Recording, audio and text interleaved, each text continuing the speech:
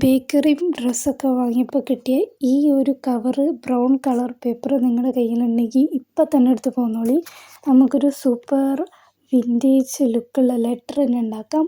ഇതില്ലെങ്കിൽ നമുക്ക് as usual ഒരു A4 paper എടുത്തിട്ട് അതിൽ കോഫി പൗഡറും വെള്ളം കലക്കിയിട്ട് തേച്ച് ഉണക്കിയെടുത്താൽ മതി. Very simple.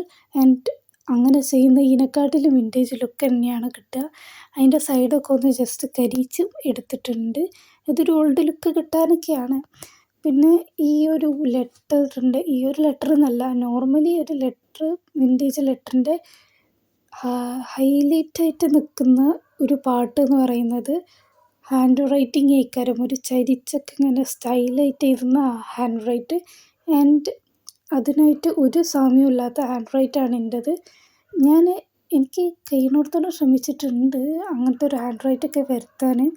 But it turn into my current handwriting. അതിനായിട്ടൊരു സാമ്യം ഇതിന് ഞാൻ കണ്ടിട്ടില്ല.